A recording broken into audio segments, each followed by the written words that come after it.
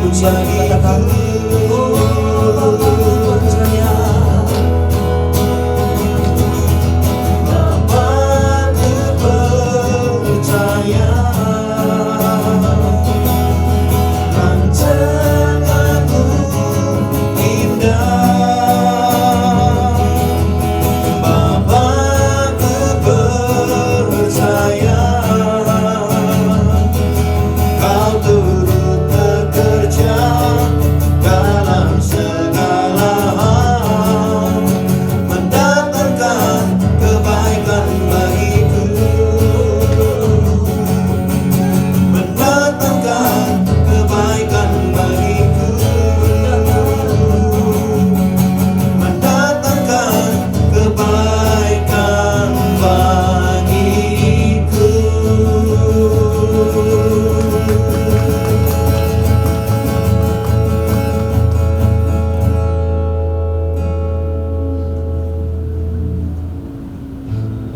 Engkau sungguh dahsyat dalam kehidupan setiap kami, Tuhan. Hanya Engkau satu-satunya Allah yang kami andalkan dalam kehidupan setiap kami. Kami perlu Engkau, Tuhan. Kami perlu tuntunan-Mu di dalam kehidupan setiap kami. Mari Bapa, pagi hari ini urapi kami. Mampukan setiap kami, Tuhan, untuk terus berjalan di dalam track-Mu, di dalam rancangan-Mu, Tuhan, di dalam jalan-jalan-Mu, di dalam kehidupan setiap kami. Kami perlu firman-Mu, Tuhan.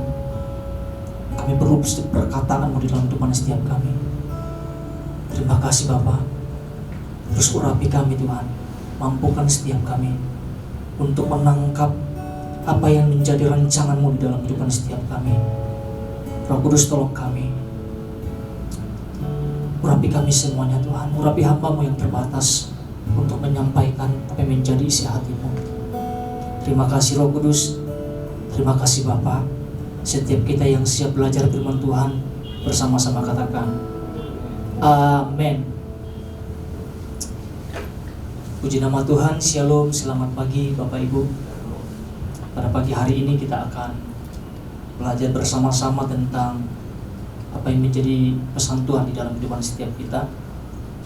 Pesan Tuhan berbicara tentang di mana Tuhan ketika kita berada di lembah. Pesan Tuhan ini sudah disampaikan oleh Bapak Gembala dan juga rekan-rekan hamba Tuhan yang lain, Bapak Ibu. Dan saya percaya kita boleh menangkap pesan ini dan kita boleh hidupi di dalam kehidupan setiap kita. Dasar firman Tuhannya 1 Raja-Raja pasal 20 ayat 23 sampai 30. Tetapi saya akan bacakan ayat yang ke-28. 1 Raja-Raja 20 ayat 23 sampai 30. Saya membacakan ayat 28. Demikian firman Tuhan. Maka tampillah abdi Allah dan berkata kepada Raja Israel, beginilah firman Tuhan. Oleh karena orang Aram itu telah berkata, Tuhan ialah Allah gunung dan bukan Allah dataran atau lembah, Bapak Ibu. Maka aku akan menyerahkan seluruh tentara yang besar itu ke dalam tanganmu, supaya kamu tahu bahwa akulah Tuhan. Perikop ini Bapak Ibu menceritakan tentang pertempuran antara pasukan Aram dan pasukan Israel dekat kota Apek, Bapak Ibu. Dan kita tahu kisahnya bahwa bangsa Israel mengalami kemenangan karena Tuhan yang membuat mereka menang.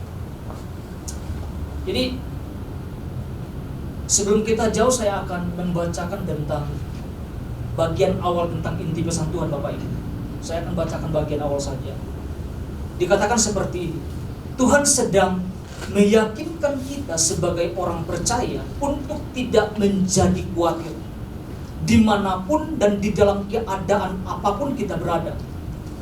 Bahkan ketika berada di posisi lembah sekalipun, Tuhan selalu ada bagi kita dan menyertai kita. Katakan amin, Bapak Ibu. Ini adalah janji Tuhan kepada setiap kita, meyakinkan kita supaya kita tidak menjadi takut dan khawatir. Karena janji Tuhan jelas di dalam kehidupan orang-orang percaya. Janji Tuhan adalah Dia akan menyertai kita. Dia akan senantiasa memberkati hidup kita, bahkan menolong kita. Itu janji Tuhan, Bapak Ibu. Jadi ditekankan apa? Di dalam keadaan apapun, di posisi lembah sekalipun, dikatakan Tuhan selalu ada bagi kita. Ini kan sesuatu yang luar biasa, Bapak Ibu. Seharusnya kita betul-betul tangkap firman Tuhan ini menjadi menjadi kekuatan, menjadi semangat di dalam kehidupan setiap kita untuk menjalani setiap lembah-lembah yang kita hadapi di dalam kehidupan setiap kita. Jadi pada hari ini ada beberapa hal yang perlu kita perhatikan bersama agar apapun kondisi yang kita alami, kita tetap berada di dalam track-nya Tuhan. Ada dua hal. Yang pertama yang saya mau bagikan adalah menyadari bahwa lembah adalah tempat di mana kita dapat melihat pertolongan dan kuasa Tuhan tanpa batas. Jadi menyadari bahwa lembah adalah tempat di mana kita dapat melihat pertolongan dan kuasa Tuhan tanpa batas. Saya memberikan satu contoh, Bapak Ibu. Kita pernah mempelajari tentang kehidupan Daniel. Ketika Daniel dimasukkan ke gua singa, apa yang Daniel alami, apa yang Daniel lewati, itu bukanlah sesuatu perkara yang mudah, Bapak Ibu. Itu sesuatu yang menakutkan. Saya menggambarkan itu sebagai lembah yang mengerikan, lembah di mana kita bisa melihat tentang rasa-rasanya Tuhan tidak menyertai dan menolong.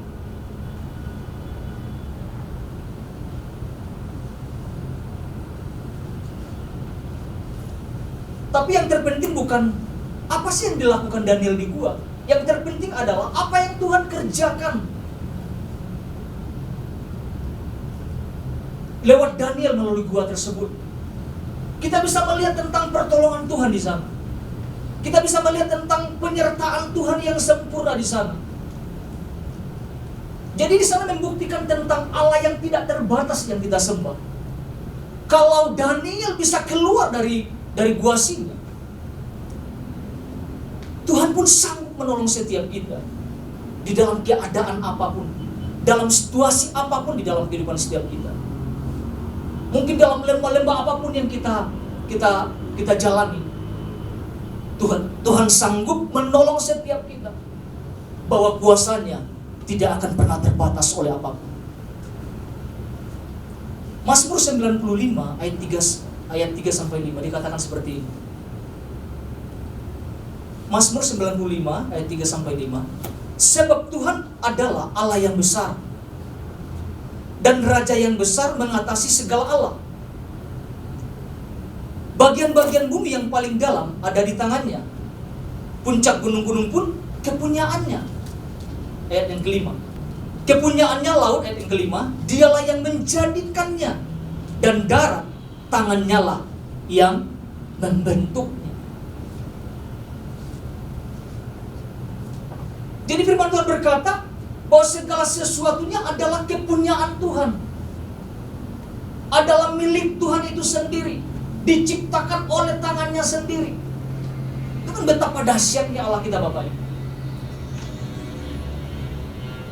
Artinya ketika saya melihat firman Tuhan ini mengajarkan kita supaya tidak takut, supaya kita tidak khawatir dalam hal apapun juga. Karena jelas dikatakan bahwa sebab Tuhan adalah Allah yang besar, Bapak Ibu. Raja yang besar mengatasi segala Allah, mengatasi segala sesuatu kesulitan yang mungkin kita hadapi saat-saat ini.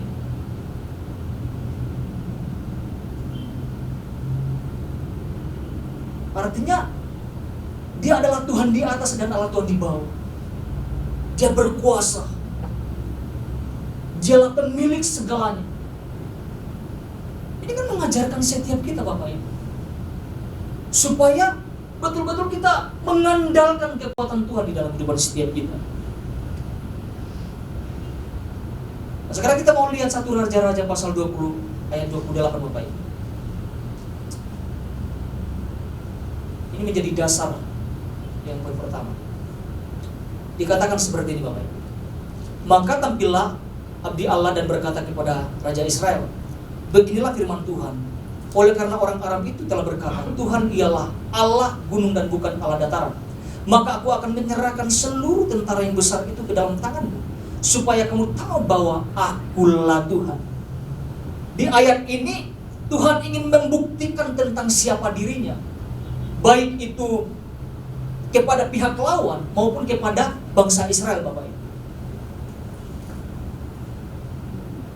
Karena pihak lawan berkata gini Bapak Ibu, Tuhan ialah Allah gunung dan bukan Allah dataran. Pihak musuh menganggap bahwa gini, bahwa Tuhannya bangsa Israel itu hanya jago di atas gunung Bapak Ibu. Tapi di ayat ini ada sesuatu yang penting yang Tuhan tekankan kepada bangsa Israel itu sendiri. Ada 2 hal yang ditekankan di sana. Dikatakan begini, aku akan menyerahkan seluruh tentara yang besar itu ke dalam tanganmu. Itu tuh bukan setengah-setengah Bapak Ibu. Dikatakan seluruh. Artinya kalau saya boleh simpulkan, artinya bangsa Israel ini sebelum berperang sudah mengalami kemenangan.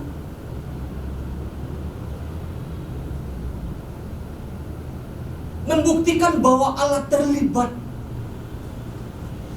Ini ditantangnya bukan bertempur di pegunungan Bapak Ibu. Ya, ditantangnya harus bertempur di lembah.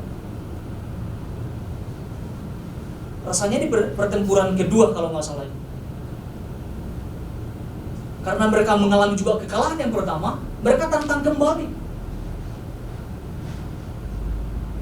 Ini pertempuran yang sangat mengerikan Bapak Ibu. Kalau kita lihat belajar tentang jumlah, bangsa Israel akan habis.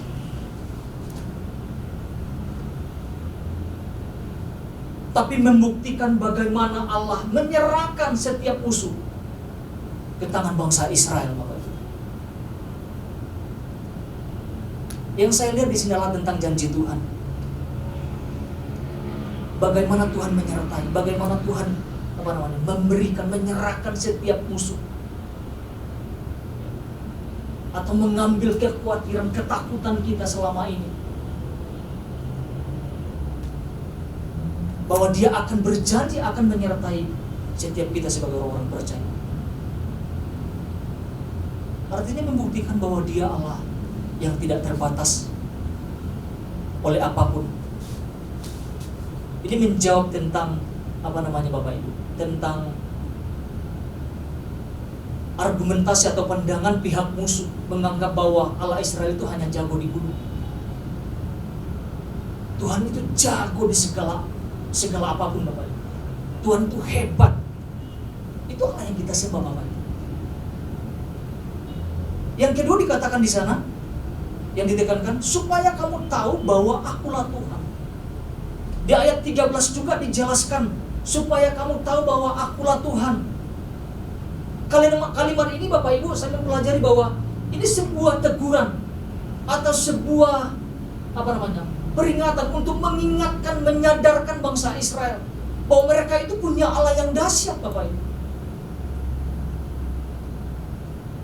Saya mempelajari bahwa justru bangsa ini tidak menyadari tentang kehadiran Allah di dalam kehidupan mereka. Apa buktinya Bapak Ibu? Waktu mereka melakukan pertempuran, mereka nggak nanya sama Tuhan kok. Tuhan inisiatif sendiri datang untuk menawarkan pertolongan kepada bangsa Israel. Dan kita tahu ketika terjadi pertempuran, mereka mengalami kemenangan. Dan setelah mereka mengalami kemenangan, tidak ada tanda ucapan syukur, entah mempersembahkan korban atau berterima kasih kepada Tuhan. Tidak ada Bapak Ibu. Menganggap kemenangan itu adalah hasil dari kekuatan mereka. Makanya dikatakan apa? Supaya kamu tahu bahwa akulah Tuhan. Di sini kita tidak boleh melupakan Bapak Ibu. Ada sesuatu, ada pribadi yang dahsyat yang kita tidak boleh lupakan dalam kehidupan setiap kita. Tuhan mau lewat kita, lewat bangsa Israel, nama Tuhan itu dipermuliakan Bapak Ibu. lewat hidup kita nama Tuhan dikenal, betapa dahsyatnya Tuhan orang-orang percaya. Kan seperti itu. Ditegaskan supaya kamu tahu bahwa akulah Tuhan. Ini berkali-kali Tuhan bicara Bapak Ibu kepada bangsa Israel. Mereka mengabaikan tentang kekuatan itu. Mereka tidak menyadari tentang kehadiran Tuhan yang dahsyat di dalam hidup mereka. Nah, ketika Tuhan memberikan pesan tentang lembah Bapak Ibu, jangan juga kita pura-pura tidak sadar bahwa kita membutuhkan kekuatan Tuhan. Ini yang saya renungkan Bapak Ibu. Apakah ketika Tuhan sedang membawa kita, mungkin di lembah ini, virus ini Bapak yang kita hadapi, membuat kita menjauh dari Tuhan, atau kita menghadapinya dengan kekuatan kita, atau kita sebaliknya mengandalkan Tuhan, meminta pertolongan Tuhan.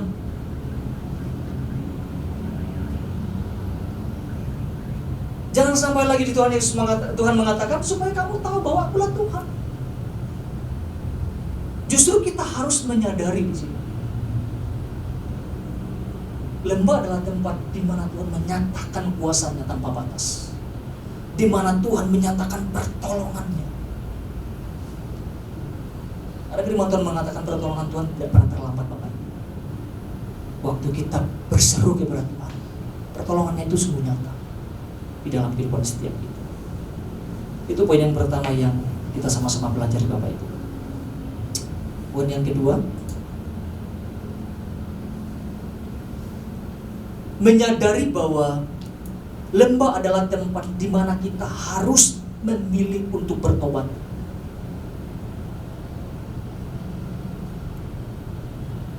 Atau dalam arti lain, lembah adalah tempat di mana kita harus memberikan hidup kita dipimpin oleh Tuhan Bapak Ibu. Saya boleh merenungkan tentang hal ini Bapak. Kadang-kadang orang-orang percaya sulit untuk kembali mengalami Tuhan, hidup dalam pertobatan. Tuhan bawa dulu ke lembah supaya menjadi tempat titik balik untuk kembali kepada Allah. Kadang-kadang sekalipun sudah dibawa ke lembah, gak mau bertobat, gak mau berbalik, tidak mau kembali mencari atau menangkap rencana Tuhan di dalam kehidupan. Nah, Tuhan mau kita kembali Bapak Ibu, kembali kepada tujuan Tuhan, hidup dalam pertobatan.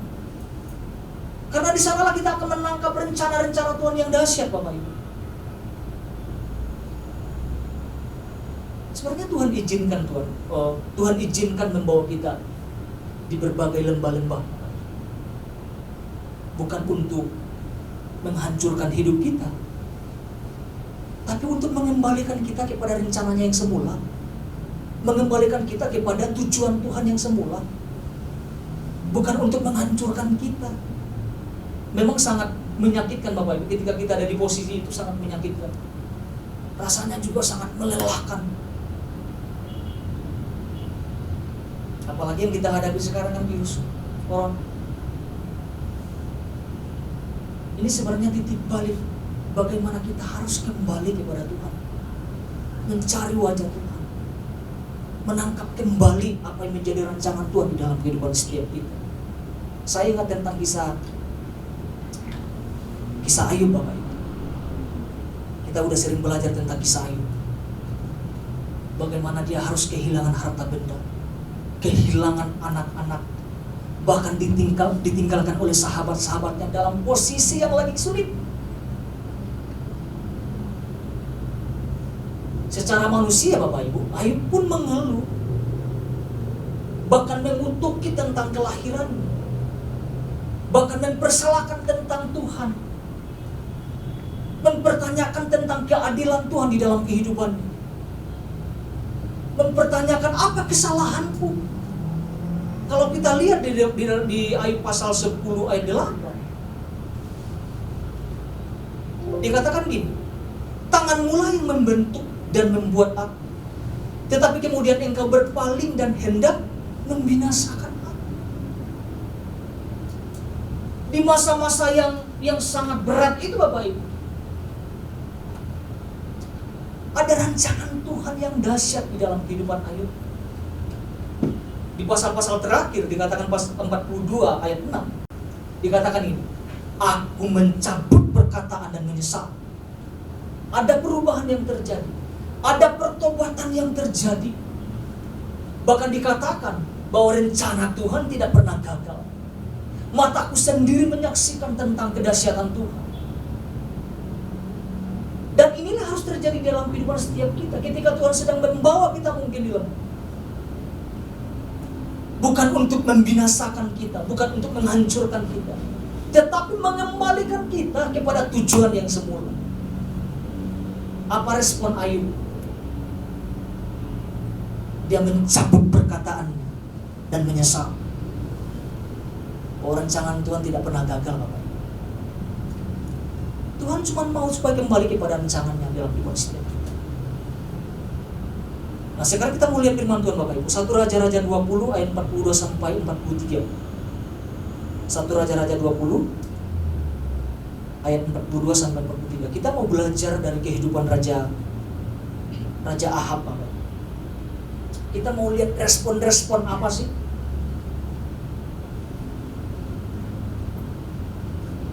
Demikian firman Tuhan. Kata Nabi itu kepadanya, beginilah firman Tuhan, oleh karena engkau telah membiarkan lolos orang yang dikhususkan bagiku untuk ditumpas, maka nyawamu adalah ganti nyawanya, dan rakyatmu adalah ganti rakyatnya. Ayat 43 pendekaran saya, Bapak Ibu. Lalu Raja Israel pergi ke istananya dengan apa? Dengan kesal dan gusar. Maka sampailah ia di Samaria. Apa responnya, Bapak Ibu? Kita mau pelajari apa respon Raja Ahab ini ketika Tuhan menegur dia lewat nabi. Responnya adalah bukan pertobatan, bukan respon pertobatan. Di ayat 36 dikatakan Ahab mengeraskan hati atau tidak mendengarkan suara Tuhan, Bapak Ibu. Seharusnya ketika ditegur oleh Tuhan melalui nabi, apa responnya? Responnya harusnya kembali, kan? Ahab pun sebenarnya menyadari bahwa dia melakukan kesalahan. Dia tidak menumpas orang yang dikhususkan.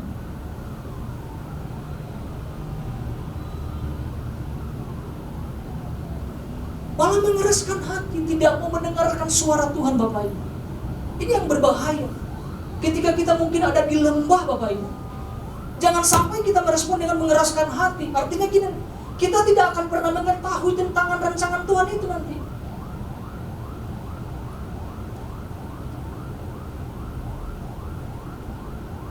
Akan berdampak buruk dalam kehidupan setiap kita. Ketika mungkin Tuhan tegur kita, Tuhan ingatkan kita melalui pesan-pesan. Ketika kita tidak merespon dengan baik, dengan sebuah pertobatan, akhirnya juga kita tidak akan mendapatkan apa-apa. Akhirnya juga kita akan jauh dari rancangan Tuhan yang semula, yang Tuhan sudah rancangkan di dalam kehidupan setiap kita. Malah responnya, Bapak Ibu, marah-marah, kesal hati. Saya membayangkan atau menggambarkan dengan posisi yang sekarang, Bapak Ibu. Berbicara tentang kesal ya kesal, gusar ya gusar. Oh, keadaan yang kita lihat sekarang rasanya tidak baik. Tapi yang Tuhan butuhkan adalah respon. Karena di lembah pun Tuhan berbicara, Bapak Ibu. Di lembah pun Tuhan menyatakan pesan penting. Respon apa yang harus kita ambil? Apakah kita mau kembali? Atau justru kita mau menjauh dari Tuhan? Ini kan tidak boleh terjadi dalam kehidupan setiap kita, Bapak Ibu. Jadi dibutuhkan respon. Respon ini sangat penting, Bapak Ibu. Sangat penting supaya kita kembali kepada rencana Tuhan. Salah satu caranya adalah kita mesti kembali kepada Tuhan, bertobat, ya, menangkap kembali apa yang rencana Tuhan semula di dalam kehidupan setiap kita. Tidak gampang, Bapak Ibu. merespon pesan Tuhan, merespon suara Tuhan di hari-hari ini, rasanya itu sulit. Tapi firman Tuhan mengajarkan setiap kita lewat kehidupan Raja Ahab yang tidak merespon baik. Kemenangan sudah dia terima, pertolongan di lembah sudah dia saksikan. Tapi apa responnya? Ketika Tuhan tegur, Tuhan ingatkan, responnya nggak mau bertobat. Dia mengeraskan hatinya. Dikatakan artinya gusar.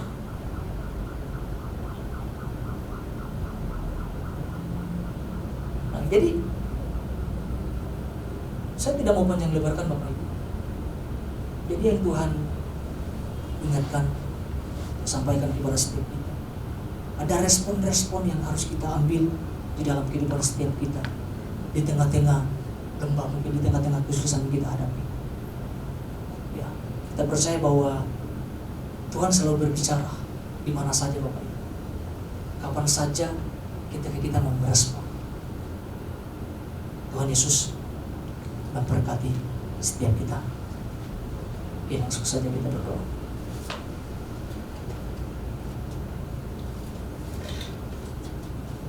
Kami sungguh bersyukur Tuhan untuk kebaikan-Mu di dalam kehidupan setiap kami. Terima kasih buat penyertaan pertolongan Tuhan yang tanpa batas di dalam kehidupan setiap kami. Engkau kekuatan kami Tuhan, Engkau sumber segala-galanya di dalam kehidupan setiap kami. Terima kasih Bapa, biarlah Engkau terus menuntun setiap kami, mengajarkan setiap kami untuk terus berjalan dalam track-Mu Tuhan, di dalam rancangan-Mu di dalam kehidupan setiap kami. Terima kasih Bapa. Saat ini juga Tuhan kami berdoa buat gereja-Mu di tempat ini Tuhan. Engkau yang terus menolong, Engkau yang terus memimpin Tuhan, Engkau yang terus mengarahkan, mengajarkan, supaya setiap kami gereja-Mu Tuhan terus berjalan sesuai dengan kehendak Tuhan. Terima kasih Engkau memberkati gereja di tempat ini Tuhan. Engkau memberkati setiap lingkungan gereja di mana gereja-Mu ada di tempat ini. Engkau memberkati setiap orang-orang di sekitar gereja kami ya Tuhan. Kami percaya lewat tempat ini, lewat gereja-Mu di tempat ini Tuhan, ada banyak orang-orang yang dimenangkan Tuhan. Ada banyak orang-orang yang kembali kepada Tuhan dan menyembah Engkau satu-satunya Allah yang hidup. Terima kasih Roh Kudus. Saat ini juga Tuhan kami berdoa buat hamba-Mu Tuhan, sama Pak Isa dan Bu Rika sebagai kembali tempat ini Tuhan. Engkau yang terus memimpin, Engkau yang terus memberikan kekuatan, kesehatan Tuhan, bahkan kekuatan yang baru, pengurapan yang dahsyat melimpah di dalam kehidupan hamba-hamba-Mu ini Tuhan. Kau pakai terus hidup mereka Tuhan untuk menjadi alat yang dahsyat di tangan Tuhan. Terima kasih Roh Kudus, berkati hamba-hamba-Mu satu keluarga Tuhan. Engkau berkati, Engkau memberikan kekuatan yang dahsyat dalam kehidupan mereka ya Tuhan. Terima kasih Roh Kudus. Kami juga berdoa Tuhan buat bangsa kami, bangsa Indonesia.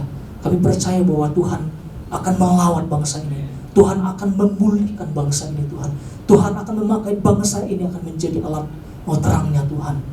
Terima kasih Roh Kudus, terima kasih. Kami percaya akan terjadi pertobatan, akan terjadi penuaian jiwa-jiwa di bangsa ini Tuhan. Terima kasih Roh Kudus. Kami juga berdoa buat setiap para pimpin bangsa kami Tuhan. Engkau yang memberikan hikmat, Engkau memberikan roh takut akan Tuhan di dalam kehidupan mereka. Engkau yang terus memimpin mereka Tuhan untuk mengambil setiap keputusan-keputusan yang sesuai dengan kehendak Tuhan. Terima kasih Roh Kudus. Kami percaya Tuhan, biarlah setiap pemerintahan yang ada Tuhan boleh bekerja sama dengan baik ya Tuhan. Boleh memberikan tanggung jawab yang luar biasa atas bangsa ini ya Bapak. Terima kasih juga. Kami juga berdoa Tuhan buat Kota Bandung di mana kami tinggal Tuhan. Kami percaya bahwa penyertaan Tuhan dahsyat atas Kota Bandung. Engkau memulihkan Kota Bandung ya Tuhan. Terima kasih Roh Kudus, terima kasih Bapa. Kami juga berdoa Tuhan buat seluruh jemaat-Mu Tuhan, dalam aktivitas, dalam usaha, pekerjaan, rumah tangga. Tuhan yang memberkati berlimpah-limpah. Tuhan memberikan kekuatan, kesehatan, bahkan memberikan pengharapan yang baru di dalam kehidupan seluruh jemaat-Mu Tuhan, kehidupan kami semuanya Bapa. Terima kasih Roh Kudus. Kami menyerahkan seluruh kehidupan kami hanya dalam tangan kuat kuasa darah-Mu. Terima kasih Yesus.